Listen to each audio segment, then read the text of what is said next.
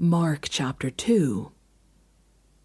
A few days later, when Jesus again entered Capernaum, the people heard that he had come home.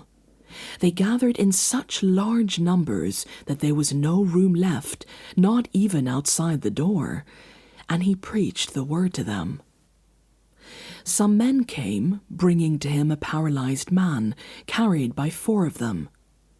Since they could not get him to Jesus because of the crowd, they made an opening in the roof above Jesus by digging through it and then lowered the mat the man was lying on. When Jesus saw their faith, he said to the paralyzed man, "Son, your sins are forgiven." Now some teachers of the law were sitting there, thinking to themselves, "Why does this fellow talk like that? He's blaspheming. Who can forgive sins but God alone?" Immediately Jesus knew in his spirit that this was what they were thinking in their hearts. And he said to them, "Why are you thinking these things? Which is easier to say to this paralyzed man, 'Your sins are forgiven,' or to say, 'Get up, take your mat and walk'?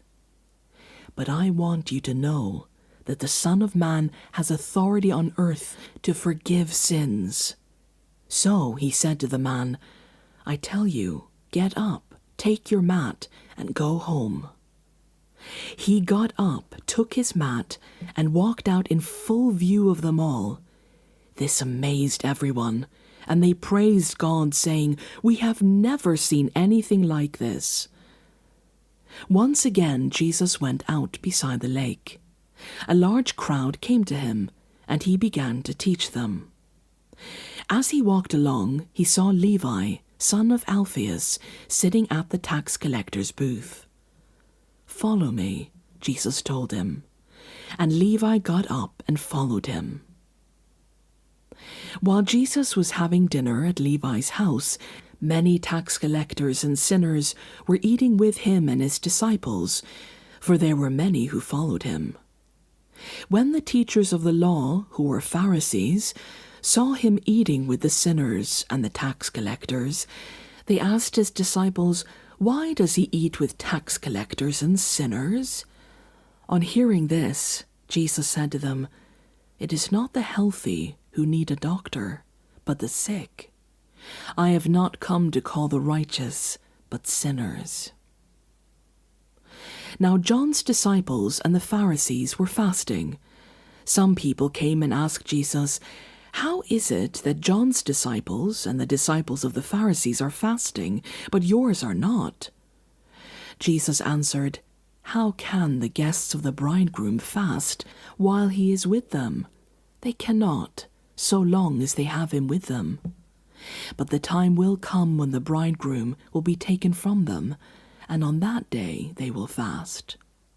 No one sews a patch of unshrunk cloth on an old garment, otherwise the new piece will pull away from the old, making the tear worse. And no one pours new wine into old wineskins, otherwise the wine will burst the skins, and both the wine and the wineskins will be ruined. No, they pour new wine into new wineskins." One Sabbath, Jesus was going through the grain fields, and as his disciples walked along, they began to pick some heads of grain. The Pharisees said to him, "Look, why are they doing what is unlawful on the Sabbath?" He answered, "Have you never read what David did when he and his companions were hungry and in need? In the days of Abiathar the high priest, he entered the house of God and ate the consecrated bread, which is lawful only for priests to eat. And he also gave some to his companions. Then he said to them, 'The Sabbath was made for man, not man for the Sabbath. So the Son of Man is Lord even of the Sabbath.'"